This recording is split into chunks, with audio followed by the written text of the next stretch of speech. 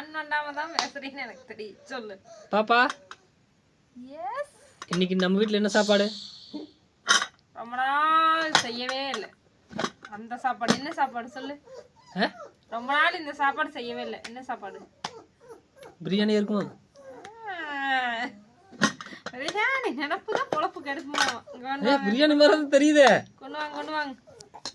பிரியாணி தான் பாப்பா, உளுந்துராத. பிரியாணி தான், ஆனா அது தட்டக்கொட்டை பிரியாணி.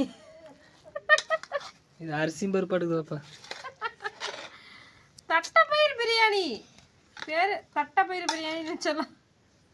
தட்டைப்பயிர் ஓட்டு செஞ்சு ரொம்ப நாள் ஆச்சுன்னு சொல்லி செஞ்சேன். பிரியாணி நல்லா இருக்குமா? பிரியாணியை விட தட்டைப்பயிர் சாப்பாடு நல்லா இருக்குமான்னு கேட்டால் தட்டைப்பயிர் சாப்பாடு தான் சொல்லுவாங்க. தெரியுமா? அதை வந்து சூடாக போட்டு தக்காளி வேறு நிறைய போட்டு செஞ்சுருக்கிறேன். தக்காளி இப்போ தான் 3 கிலோ வாங்கி கொடுத்தேன். அதுக்குள்ள மூஞ்சி வச்சுட்டு இப்போ வாங்கிட்டு வந்திருக்கேன் 1 கிலோ மறுபடியும். 3 கிலோ இவ்வளோ பெரிய பெரிய பழமா பொறுக்குனா அப்புறம் அது சீக்கிரம் தீரும். ஒரு நாள் 1 கிலோ முடியுது. தக்காளின்னு அது அப்படிதான்.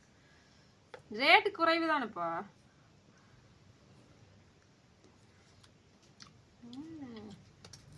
உப்பு மட்டும் கொஞ்சம் சப்பையாக்கிறமா இருக்குது. என்னன்னு தெரியல, உங்களுக்கெல்லாம் கரெக்டாக இருக்குன்னு நினைக்கிறேன்.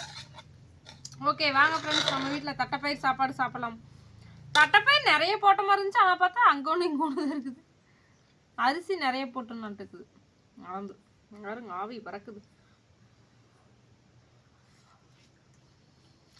இதுதான் நம்ம வீட்டு நைட்டு சமையல். உங்கள் வீட்டிலலாம் என்ன சமையல் அப்படின்னு சொல்லி மறக்காம கமெண்ட்ல சொல்லுங்கள். வாங்க சாப்பிடலாம். யார் யாருக்கு இந்த தட்டைப்பயிர் சாப்பாடு ஃபேவரட் அப்படின்னு சொல்லி சொல்லுங்கள். அது செஞ்சே ரொம்ப நாள் ஆச்சு. தட்டைப்பயிர் கடையலான்னு சொல்லிட்டு வாங்கிட்டு வந்தேன், அதை போட்டு செஞ்சாச்சு. அதை செய்யறது கடைஞ்சிக்கலான்னு அதவே செஞ்சு தட்டைப்பயிர் சாப்பாடே செய்யறத விட்டாச்சு. இன்னைக்கு தான் செஞ்சுருக்கிறேன். ஓகேங்க ஃப்ரெண்ட்ஸ், நான் சாப்பிட போகிறோம். வீட்டில் என்ன சமையல்னு சொல்லுங்கள். நீங்களும் வாங்க சாப்பிடலாம். அனைவருக்கும் இனிய இரவு வணக்கம்.